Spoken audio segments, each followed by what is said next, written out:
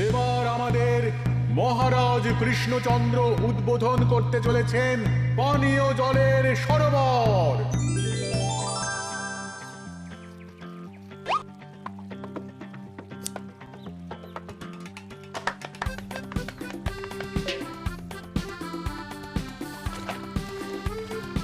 এই নাও রানী, আজ এই জলে রাজবাড়ির রান্না হবে।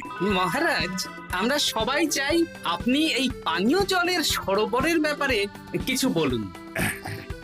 কৃষ্ণনগরের মানুষের দীর্ঘদিনের ইচ্ছে আজ সফল হয়েছে।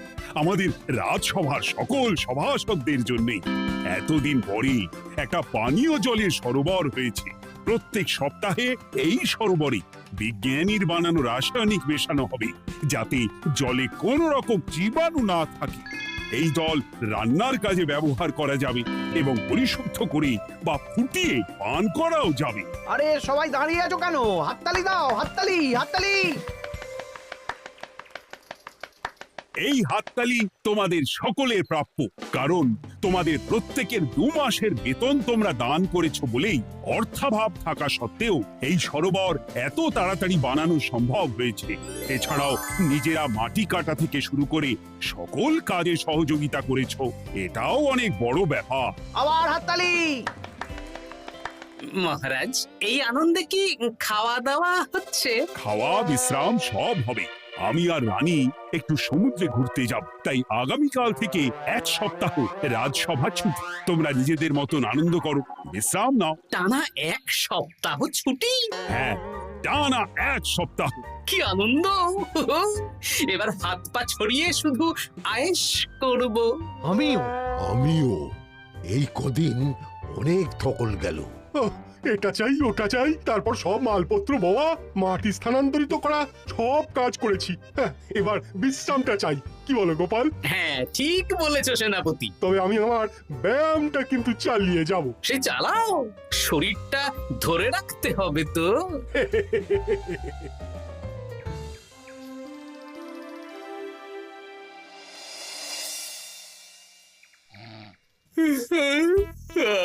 বলি এত ঘুম তো ভালো নয় গো, একটু ব্যায়ামও তো করতে পারো, বুড়িটা একটু কম তো। কি হবে গিন্নি, সুস্থ শরীরকে ব্যস্ত করে এই বেশ ভালো আছি, সুখে আছি। একটু শরবত করে দাও তো। নিজেও তো করে নিতে পারো। আচ্ছা, গিন্নি মানে কি? কি? গৃহিণী, অর্থাৎ যে গৃহের কাজ করবে। আমি যদি ঘরের কাজ করতাম তাহলে তুমি আমাকে গিন্নি বলে ডাকতে। ব্যাপারটা কি ভালো শোনা তো? শরবতটা বানাও দেখি। লোকটার যেন আর তর্স হয় না।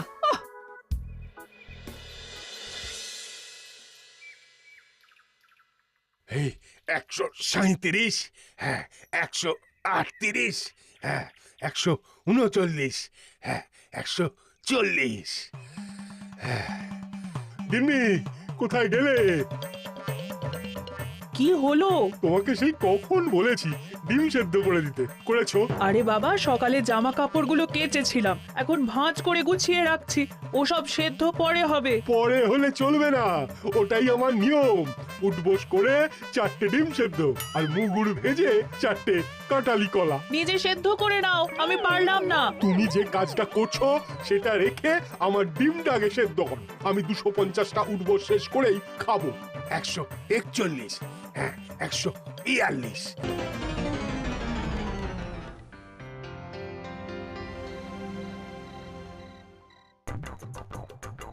ও গিন্নি, তোমার পিঠে একটু সুড়সুড়ি দিয়ে দাও তো। আমি এখন সন্ধে দেব, ওসব সুড়সুড়ি টুসুড়ি দিতে পারবো না বাপু। তুমি তুলতুলে হাতে সুড়সুড়ি দিলে ঘুমটা তাড়াতাড়ি চলে আসবে। সন্ধেবেলা ঘুমোবে কেন? যাও একটু পায়চারি করে এসো। না, এখনো তো পায়চারি না, এখন শুধু বিশ্রাম। দাও দাও দাও দাও, সুড়সুড়ি দাও, সুড়সুড়ি দাও। এই লোকটা জ্বালিয়ে মারলো। গিন্নি,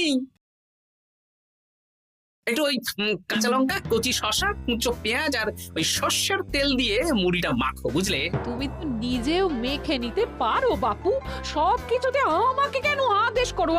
আদেশ না লক্ষ্মী বউ, আমার অনুরোধ। তোমার মতন মুড়ি কি আমি মাখতে পারি? না না না, মেখে ফেলা দেখি, মেখে ফেলা। একটা কাজ নিজের হাতে করবে না। ওহ, কি জ্বালাতন রে বাবা।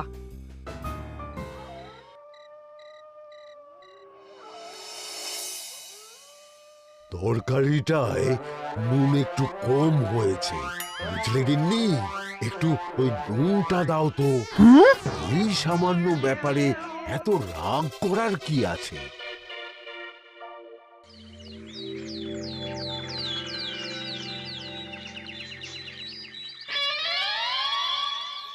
এই একটু জল ভরে নিয়ে যাব, একটু শান্তিতে রান্না করব তার জো নেই। কর্তা বাড়িতে আছে, আমার হাড় মাস জ্বালিয়ে দেবে। আমার দুঃখের কথা আর কি বলি দিদি ভাই, সারা দিন এটা ওটা বায়না তো ছিলই, কিন্তু এখন ছুটি পাওয়ার পর থেকে যেন বায়না বেড়ে গেছে। আমার কর্তা তো এমনিতেই আরাম প্রিয়, এখন দেখছি ঘর থেকে বেরোতেই চাইছেন না। সারাক্ষণ শ্বশুরে দাও, এটা খেতে দাও, হাত পা টিপে দাও। আর যদি না কথা শুনে উল্টে বলি নিজে করে নাও, তাহলেই বাবুর গোসা হয়। যদি অভয় দেন তাহলে ছোট মুখে একটা বড় কথা বলবো। বলো বলো। আপনারা একটা কাজ করতে পারেন, যখনই আপনাদের কর্তারা আপনাদের কিছু একটা কাজ করতে বলবেন তখনই বলে মুখ ঘুরিয়ে নেবেন, দেখবেন তারপর সেই কাজ নিজেই করে নিচ্ছে। কিন্তু এতে যদি রাগ করে? রাগ করে আর করবেটা কি, সেই তো দিনের শেষে নিজের ঘরে নিজেকেই ফিরতে হবে। বরং আপনাদের এড়িয়ে যাওয়া দেখে ভাববে আপনারা হয়তো রেগে আছেন, তেতে আছেন, সেই ভয়ে নিজেরাই নিজেদের কাজ করে নেবে। ঠিক বলেছ বুচির মা, সোজা আঙুলে ঘি না উঠলে আঙুল বেঁকিয়ে ঘি বের করতে হয়, না হলে ঘিয়ের বোতলে তাপ দিতে হয়। ঠিক বলেছো, তোমার এই বুদ্ধিটা বেশ ভালোই দিয়েছো। আমিও আজকে থেকে এই পদ্ধতিটাই অনুসরণ করব। বেশি কথা বললেই ভাবে বেশি পাত্তা দিচ্ছি, নিজের ওজন ধরে রাখতে হবে, যাতে স্ত্রীদের তপে স্বামীরা কাঁপে। এবার সব কাজ নিজেরাই করবে, আর আমরা শুধু রান্না করে খালাস। করবে মানে করতে বাধ্য হবে।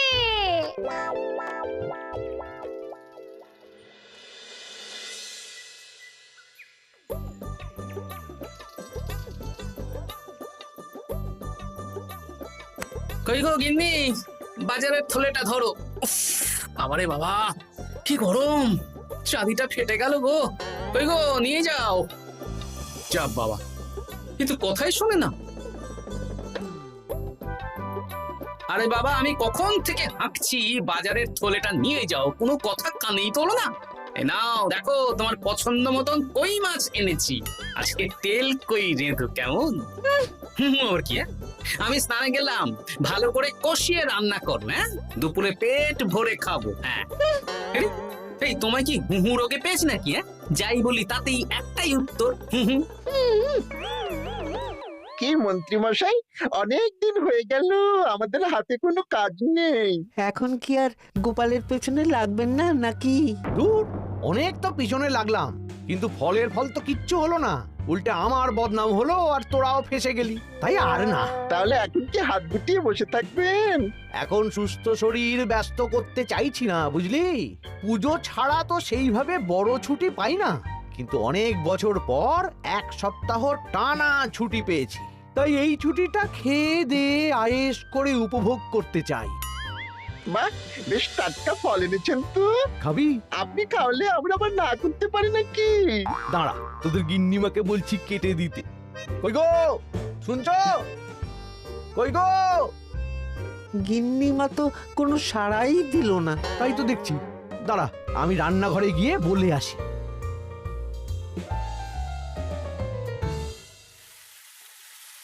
কই গো, শুনছো? বটা ঘটাকে কয়েকটা ফল কেটে দাও না, বেচারাগুলো খেতে চেয়েছে। আবার কি, না হয় তরকারিটা হয়ে গেলে কেটে দিও। এ তো মহা মুশকিল। দূর বাবা। কি বললেন গিন্নিমা? মানে মানে বলে মুখ ঘুরিয়ে নিল। হয়তো উনি ব্যস্ত আছেন, সেটা কোনো ব্যাপার না।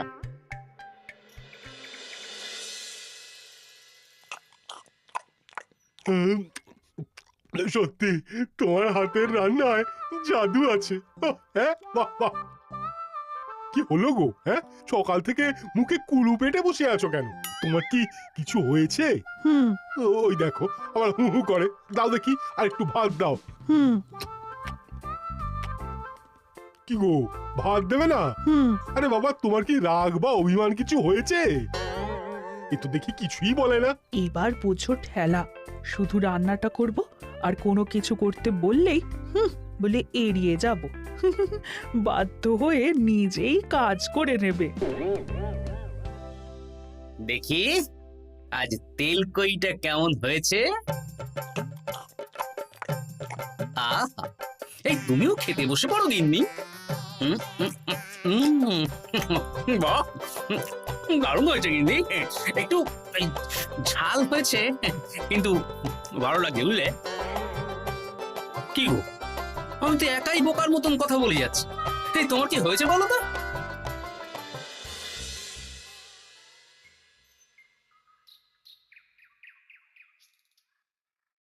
গিন্নি, মুদিখানা থেকে মাসকাবারি সব নিয়ে এসেছি। এবার জায়গার জিনিস জায়গায় ভরে ফেলো তো। কি হলো গো, ভরবে না? কি গো, রাগ করেছো আমার ওপর? নিচে নিচে ভরো ভরো নিচে।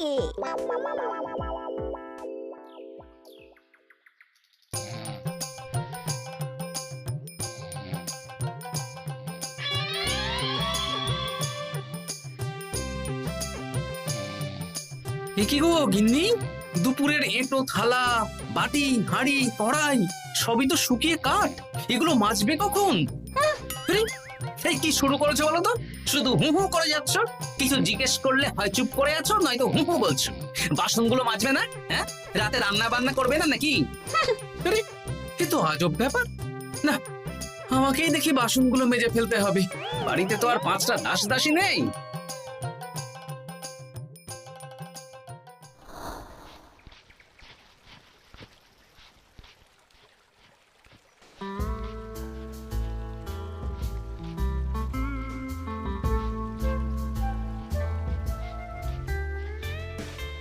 এ কি দাদু, তুমি বাসন মাজছো? কি আর করবো, তোদের দিদার রোগ হয়েছে। কি রোগ হয়েছে দাদু? হুহু রোগ হয়েছে, হুহু রোগ। সেটা আবার কি? আমি কিছু জিজ্ঞেস করলেই হয় চুপ করে আছে, নয়তো হু হু করছে। কি গো দাদু, 1 সপ্তাহ ছুটি পেয়েছো, কোথায় আইস করে কাটাবে তা না তুমি বাসন মাজছো? কি আর করবো বল, সবই ভাগ্য। আরে দাদু, তোমার যে ঘটে বুদ্ধি আছে না, তুমি ভাগ্য বদল করে দিতে পারো। হ্যাঁ, দিদা পুনো হল হলে তুমিও তো বাঘ হাতে তোল। আর দেখি কবে ঠিক হয়, নইলে তো কিছু একটা ব্যবস্থা করতেই হবে। এভাবে হু হু শুনে তো আর থাকা যায় না, বিরক্তিকর। আরে গোপাল যে, তুমি পুকুর ঘাটে কি করছো? এই দুপুরের বাসন মাজছি। ও, বাসন মাজছো? মাজো মাজো, আমিও কাপড় জামা কেচে বাড়ি ফিরছি। কেন গো, তোমার আবার কি হলো? আর বলো না, একটু ছুটিতে বিশ্রাম নিচ্ছি বা ব্যায়াম করছি, সেসব আমার গিন্নির সহ্য হয় না। কিছু করতে বললেই হু হু করছে। তোমার গিন্নিও হু হু করছে? শুধু আমার না গো গোপাল, মন্ত্রীমশাই আর রাজবৈদ্যের গিন্নিও। এদের কি একসাথে ছোঁয়াচে হু হু রোগে পেয়েছে নাকি? হ্যাঁ, তাই তো মনে হচ্ছে সবার গিন্নি শুধু রান্না করছে আর কিচ্ছু কুটোনের দুটো করছে না। হ্যাঁ, আচ্ছা বুঝেছি, আমরা যে বিশ্রামে আছি সেটা এদের সহ্য হচ্ছে না। কি করা যায় বলো তো? আমাদের বউ যখন কাজ করছে না, তখন নতুন বউ আনতে হবে, মানে আবার বিয়ে করতে হবে। কি যাতা কথা বলছো গোপাল? মানে ব্যাপারটা হলো যে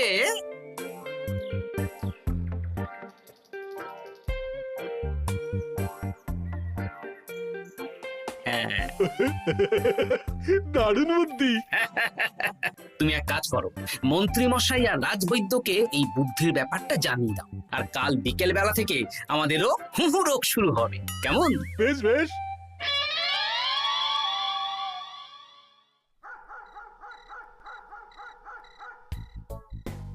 অগিন্নি, বাসনগুলো সব মেজে এনেছি, এবার তো ওঠো। রাতে রান্না করবে তো?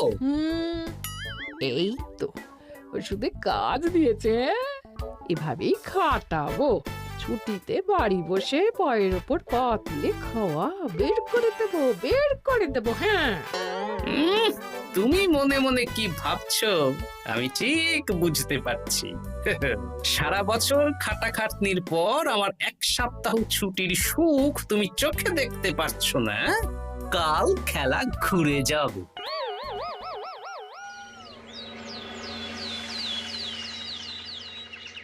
আজ থেকে আমার আর কোনো উপকার তোমাকে করতে হবে না গিন্নি। আমি নিজের ব্যবস্থা নিজেই করে নেব। হ্যাঁ, মানুষটা সেজে গুজে গেল কোথায়?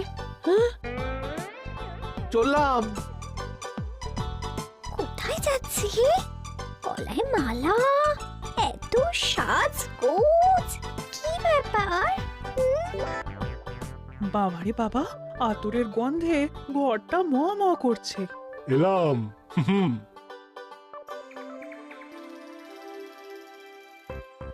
আরে আর বলো না, আমার মানুষটা যে আজকে সকাল সকাল সেজে গুজে কোথায় গেল কিছুই বুঝতে পারলাম না। আমার কথাও তো গলায় মালা পড়ে গেল। আমার কর্তা তো রজনীগন্ধা ফুলের আতর মাখছিল। কোথাও কি কোনো নিমন্ত্রণ আছে নাকি? কিছুই তো বুঝতে পারছি না। আমাদের এই হু হু ওষুধে বেশ কাজ দিয়েছে, কি বলেন? হ্যাঁ, হ্যাঁ, এখন আর বেশি বায়না করছে না। একবার হুক করেছে আর নিজেই সেই কাজ করে নিচ্ছে। আমি শুধু রান্নাটুকু করি, বাকি সব কাজ ওকে দিয়ে করাচ্ছি। কিচ্ছু বলতে হচ্ছে না, বাধ্য হয়ে করছে। আমিও তাই। আজকে তো ভেবেছি খাবার ঢেকে রাখবো, নিজে বেড়ে নিয়ে খাবে। বায়না একেবারে গুছিয়ে দেবো। হ্যাঁ,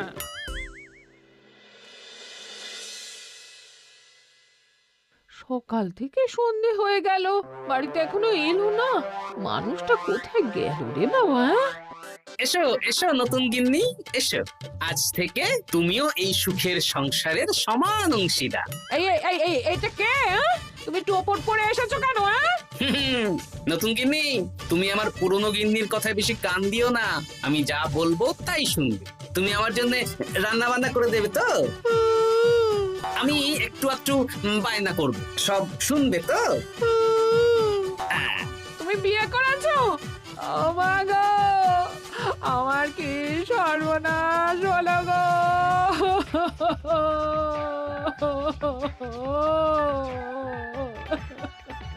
চলো নতুন বউ, মোড়ের মাথায় গরুর গাড়ি দাঁড়িয়ে আছে, চলো চলো চলো। ওগো, তুমি এরকম করো না, আমি আর বাঁচবো না। কেন এত কষ্ট দিচ্ছ? সামান্য হু করার জন্য আরেকটা বিয়ে করলে? আমাকে পিঠে সুড়সুড়ি দিয়ে দেবে তো গো নতুন বউ? এটা কে? এ কি হলো? আমার বন্ধু বান্ধবরা এলে তাদের একটু ফল জলখাবারের ব্যবস্থা সব তুমি করবে তো? ও মা গো, এ কি সর্বনাশ হলো আমার! এই আমার সাথে এটা করতে পারলে আমি কি অপরাধ করেছি? দেখো, ঘরের কাজ আর আমার একটু একটু বায়না, এগুলোই তোমাকে সামলাতে হবে, বুঝলে? তাহলেই তোমাকে রানী করে রাখবো, কেমন? এই, এটা কে? আমি বেঁচে থাকতে তুমি আবার বিয়ে করলে? ওর কথা শুনো না, তুমি আমার দুয়োরানী। এ তো দেখছি বড্ড কান্নাকাটি করছে। চলো দুয়োরানী, আমরা কদিন একটু ঘুরে আসি। চলো, এখনই যাব। না না না, আরে ওর কথা শুনো না, আমরা ঘুরবো। মোড়ের মাথায় গরুর গাড়ি দাঁড়িয়ে আছে, চলো চলো।